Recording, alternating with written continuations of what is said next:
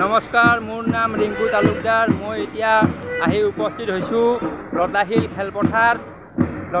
খেলপথাৰৰ গুৱাহাটী বিহু সন্মিলনী। এই গুৱাহাটী বিহু সন্মিলনী প্ৰথম মানে বিহু গুৱাহাটীৰ মঞ্চ বিহু 1952 চন 1952 তেতিয়া মানে বিহুটো ইয়াত লৈ আহি ইয়াত পাতিছিলে, মানে মঞ্চত পাতিছিলে। আচ্ছা, তাৰে আগত বিফ'ৰ 1952 মানে 1952 চনৰ আগত বিহুটো ক'ত পাতিছিলে? তো তেতিয়া মানে বিহুটো পথাৰত পাতিছিলে।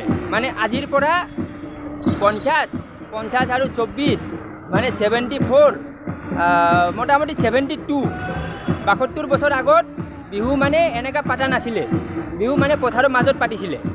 আচ্ছা, এই যে বিহু ৰঙালী বিহু পাতে, এইটো কিয় পাতে মই এইটো কৈ আছোঁ। এইটো চাওক, এইটো মানে গছ আছে।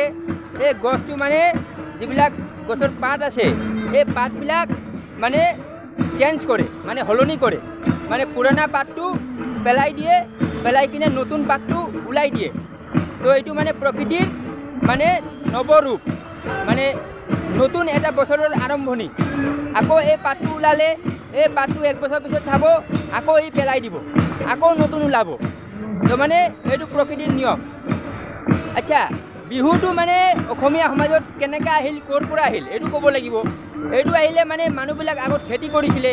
খেতি কৰিলে আপোনাৰ খেতি বাতি চপাই লয়, যেনেকৈ ধান, চাউল, দালি এইবিলাক মানে পথাৰৰ পৰা আপোনাৰ ঘৰত লৈ আহি ষ্টক কৰে। এইটো ভঁৰালত ষ্টক কৰে।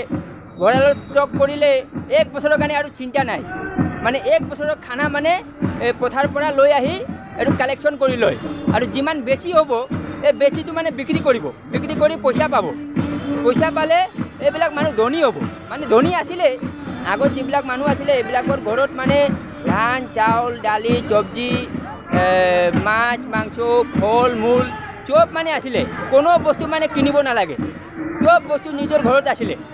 মানে আজিৰ পৰা 70 বছৰ আগত, 70 বছৰ আগত। তো মানে তেতিয়া মানে যিমান মানে নিজে খাই কিনে বাচি যায়, এইবিলাক বিক্ৰী কৰি পইচা পায়। মানে ইকনমিক কণ্ডিশ্যন বহুত ভাল আছিলে। তো তেতিয়া বিহু পথাৰত আছিলে। তো পথাৰৰ পৰা মানে এনেকুৱা কিয় লৈ আহিলে এইটো ক'ব লাগিব। এইটো মানে এটা ষড়যন্ত্ৰ। এইটো অসমীয়া জাতিৰ কাৰণে এটা ডাঙৰ ষড়যন্ত্ৰ। এই কথাটো মই কৈ আছোঁ। এই কথাটো মই মানে অন কেমেৰা, অন এয়াৰ কৈ আছোঁ। এইটো কেনেকুৱা ষড়যন্ত্ৰ মই বুজাই আছোঁ। যেতিয়া মানে এতিয়া নতুন ল'ৰা ছোৱালী আছে, এইবিলাক বিহু মানে কি নাজানে। বিহু মানে যে খেতি বাতি হয় এইটো নাজানে। সেইকাৰণে পথাৰৰ পৰা মানে মঞ্চত লৈ আহিছে। এতিয়া আপুনি চাওক, তাতে নাচি আছে, এইবিলাক চাওক, এইবিলাক নাচি আছে। এইবিলাক কিয় নাচি আছে নিজে নাজানে। মই যদি গৈ সুধোঁ কিয় নাচি আছে, ক'বই নোৱাৰিব কিয় নাচি আছে। আচ্ছা, ৰঙালী বিহুত নাচ গান কিয় কৰিছিলে মই এইটো কওঁ।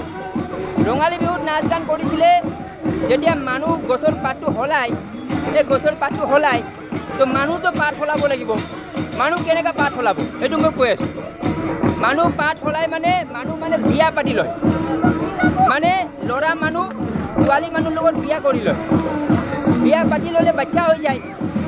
এই বাচ্চা হ'লে মানে নতুন মানুহ হৈ যায়, নতুন মানুহ পৃথিৱীত আহি যায়, নতুন পোৱালি মানে জন্ম হয়। এইটো মানে নতুন গছৰ পাত, নতুন মানুহ এনেকুৱা হৈ গ'ল। এইটো মানে ৰঙালী বিহু। আৰু যেতিয়া মানে বিহু পাতে, তেতিয়া মানে ধৰক এতিয়া মই বিয়া পাতি ল'লোঁ, মোৰ লগত যিমান মানুহ আছে এইবিলাক নাচিব।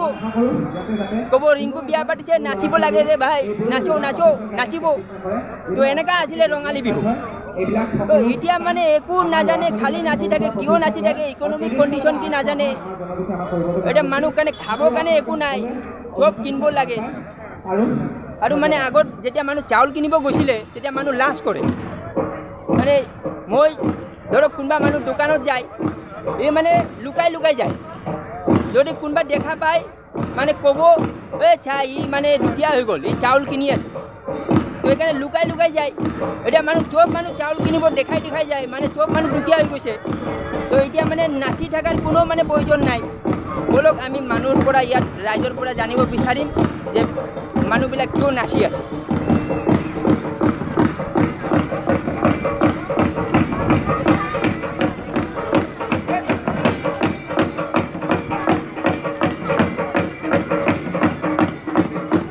আৰু নাচিটো আছে, নাচি আছে, আৰু যিবিলাক বহি কিনে চাই আছে, এই চাওক বহি কিনে বহুত মানুহ চাই আছে। এইবিলাক টাইমৰ ভেলু বুজি নাপায়। ইয়াতে বহি চাই থকাতকৈ পথাৰত যাই কিনে খেতি কৰক ভাই, কমচে কম খাব পাব, খাব পালে বিক্ৰী কৰিব পাৰিব বস্তুবিলাক, তেতিয়া অসমৰ অৰ্থনীতি ভাল হ'ব। সেইকাৰণে পথাৰৰ পৰা বিহুটো মঞ্চত লৈ আহিছে। এইটো মানে ষড়যন্ত্ৰ হৈছে অসমীয়া জাতিৰ ওপৰত। সেইকাৰণে অসমীয়া জাতি এতিয়া দুৰ্বল হৈ গৈছে। মই ভিডিঅ'টো এইকাৰণে বনাই আছোঁ যাতে যিবিলাক নৱপ্ৰজন্ম আছে এইবিলাকে বুজি লওক যে ৰঙালী বিহু কি, ভোগালী বিহু কি। ভোগালী বিহু মানে খেতি পথাৰৰ পৰা ধান চাউল আনি ষ্টক কৰে, সেইটো মানে নিজে খায়, আৰু লগত যিবিলাক ৰিষ্টেদাৰ থাকে, ৰিলেশ্যনশ্বিপ মানুহ থাকে, এইবিলাকক মানে খুৱায়। এইটো হৈ গ'ল ভোগালী বিহু। ৰঙালী বিহু হৈ গ'ল গছৰ পাত সলায়, গছে নতুন পাত ওলায়, আৰু মানুহবিলাক বিয়া পাতি লৈ নতুন বাচ্চা জন্ম দিয়ে, এইটো হৈ গ'ল ৰঙালী বিহু। আৰু যেতিয়া বিয়া পাতে তেতিয়া লগৰ মানুহবিলাক নাচি থাকে, এইটো হৈ গ'ল নাচি থকা। কঙালী বিহু হৈ গ'ল আপোনাৰ মানে পথাৰত মানে চাকি দিয়ে, কাৰণ ধানবিলাক মানে মানে পোকে খায়, এই পোকটো মৰিবৰ কাৰণে চাকি জ্বলায়, এইটো হৈ গ'ল কাতি বিহু। তো বিহু মানে কি, প্ৰথম এইটো জানিব লাগিব। বিহু মানে খেতি পথাৰৰ লগত জড়িত প্ৰকৃতিৰ উৎসৱ, প্ৰকৃতিৰ লগত জড়িত উৎসৱ। এতিয়া প্ৰকৃতিয়ে নাই, গছ গছনিয়ে নাই। আপুনি চাব উজান বজাৰ চব গছ কাটি কিনে চাফা, উজান বজাৰত যিমান গছ আছিলে চব কাটি কিনে চাফা কৰি দিছে।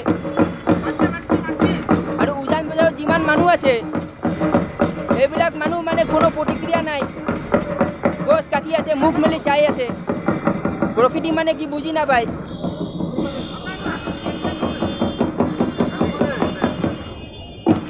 প্ৰকৃতি মানে বুজি নাপায়, খেতি বাতি মানে কি বুজি নাপায়। খেতি বাতি ভাল হ'লে যে মানুহ অৰ্থনীতি ভাল হয় এইটো পাহৰি গৈছে। সেইকাৰণে মই ভিডিঅ' বনাই কিনে বুজাই আছোঁ।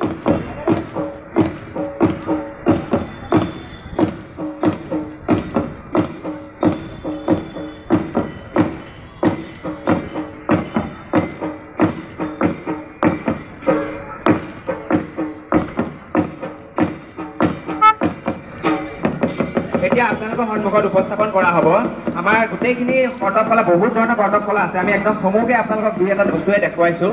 এতিয়া আপোনাৰ এই ৰিংটো, এই ৰিঙৰ মাজেদি জুই লগোৱা হ'ব, আৰু এজন দুজন খেলুৱৈ ইয়াৰ পৰা এইবিলাক মানে নিউজ চেনেলৰ মানুহ নিউজ কৰি আছে, ভয় নকৰি পিনে কিন্তু ভালকৈ বুজাব নাজানে কি মানে কি হয়। এই ৰিঙৰ মাজেদি কৈ আছে জাপ মাৰি কোনোবা VIP আহিছে, VIPৰ বাইক ল'বৰ কাৰণে দৌৰি আছে চব। উপস্থাপন কৰিব আমাৰ সমৰ কলা।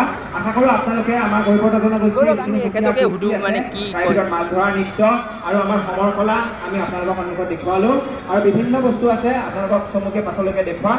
আপোনালোকক আশা কৰোঁ আপোনালোক গোটেই অনুষ্ঠানটো চাই ভাল পালে। ধন্যবাদ।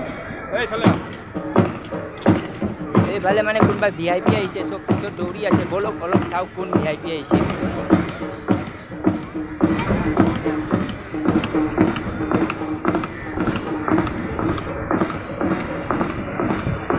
এখেত হ'ল আপোনাৰ জিলা পৰিবহণ বিষয়া মিষ্টাৰ গৌতম দাস।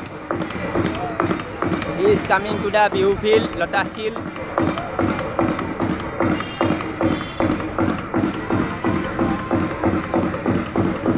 সেইকাৰণে নিউজ চেনেলৰ মানুহবিলাক দৌৰি আছিলে। মইতো বুজি পোৱা নাই, মই ভাবিছোঁ কিয় দৌৰি আছে। এই মানুহজনৰ বাইক ল'বৰ কাৰণে দৌৰি আছে।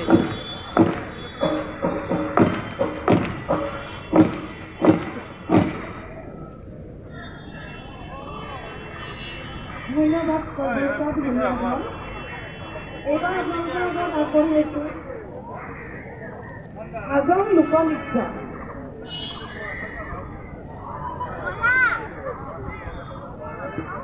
তাৰপিছত ঝুমুৰ নৃত্য পৰিৱেশন কৰিব ঝুমুৰ নৃত্য। তেখেত হ'ল আপোনাৰ জিলা পৰিবহণ বিষয়া, district transport officer Kamrup district metro' ডিষ্ট্ৰিক্টৰ।